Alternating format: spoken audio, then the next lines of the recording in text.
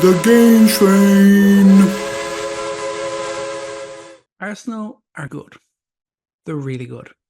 But in order to be great, they're still missing that one piece. A second top tier forward that can score them 20 goals in a season.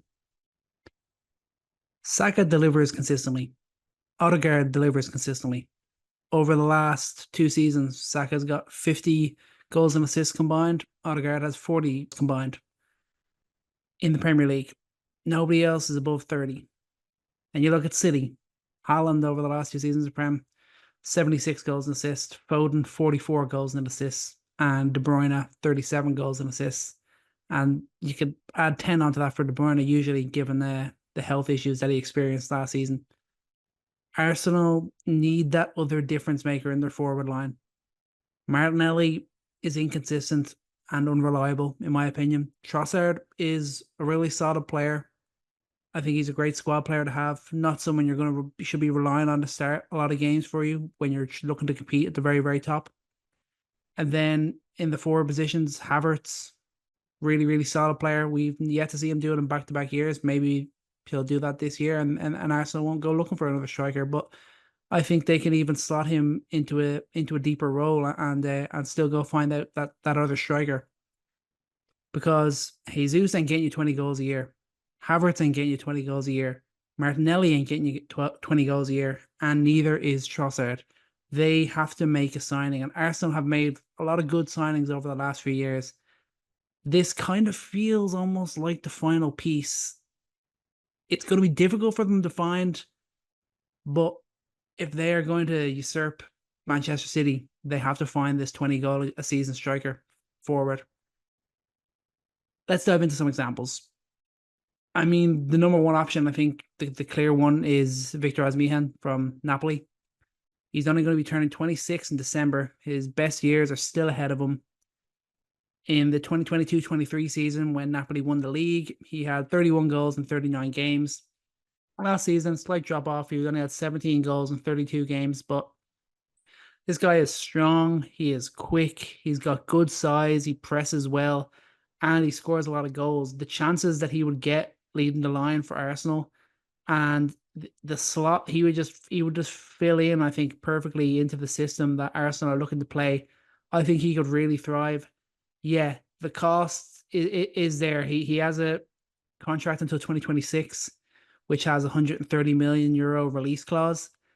That's a big, big price to pay for a guy that you could argue is not still isn't fully proven just yet.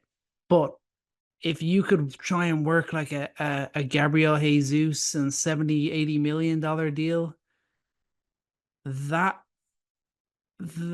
would be the area they'd have to be dealing in. I don't think they can afford to. I don't think they should pay 100 million for Victor Osimhen, but I really think he could be the guy that can deliver what Arsenal truly need, and that is that elite striker. Like, look at the difference it made to City. I know they were winning leagues before Haaland, but they never won the Champions League until they had Erling Haaland.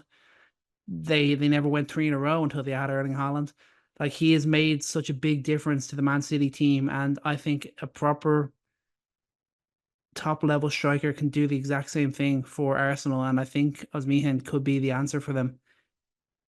A slight risk, obviously, he's come from the Serie A. You always would like to go for a guy that's maybe scored 20 goals in like 2-3 seasons in a row, done it in the Champions League.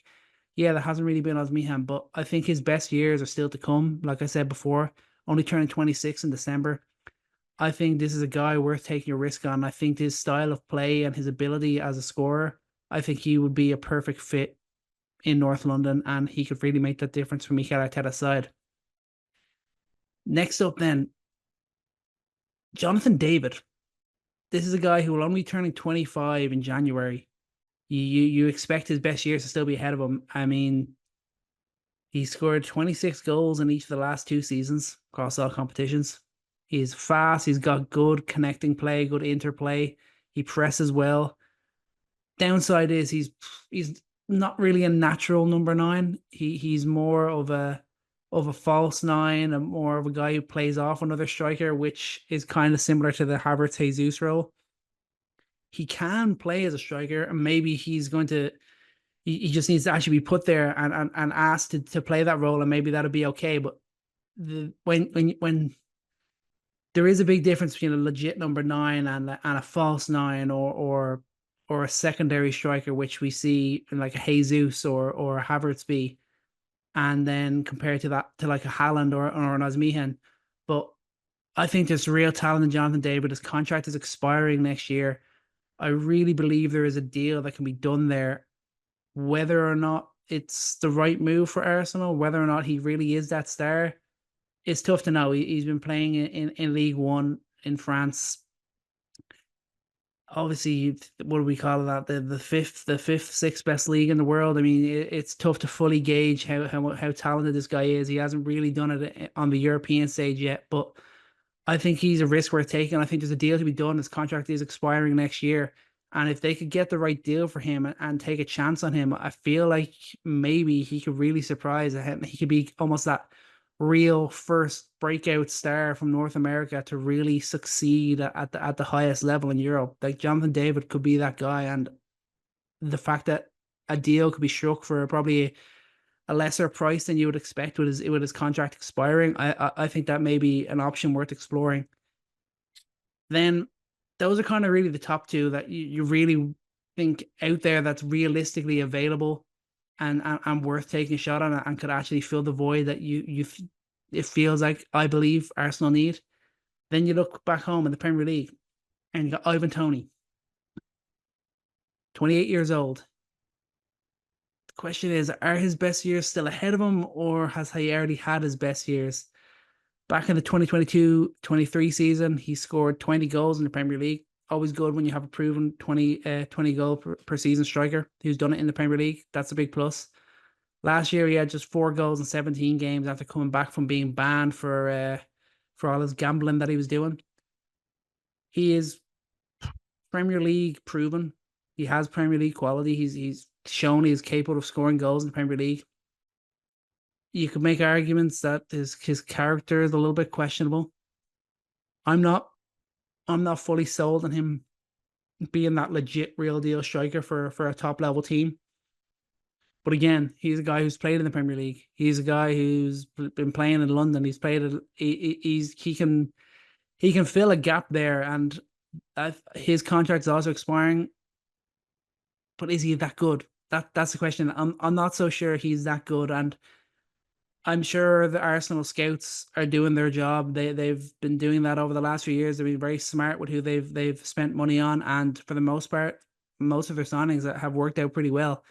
I'd be interested to see what their scouting report would be on Ivan Toney, and is he worth taking a chance on with that expiring contract? Could they get him for 35, 40 million, with Brentford obviously believing that he's not going to extend his contract? Is that a deal that could be done, or would that just be a stopgap that would maybe prevent them from signing another elite player? That's my fear there.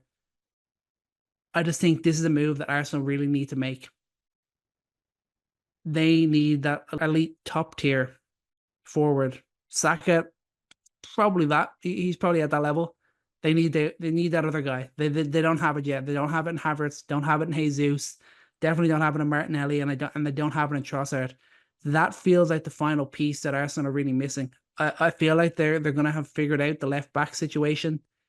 I feel like Timber and Calafiori, who's come in, I feel like could either one of them emerge as like their Arsenal's version of Gvardiol. Like, I think that's what they're hoping for. I believe they're going to fill that gap in the Arsenal backline.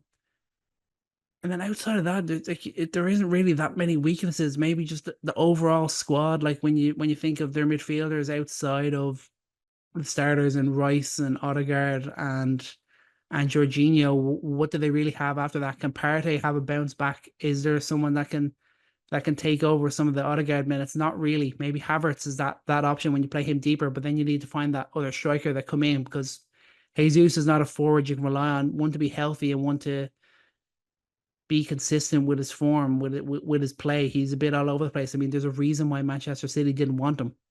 That's something you always have to remember. If a Man City are willing to sell a player, there is a reason.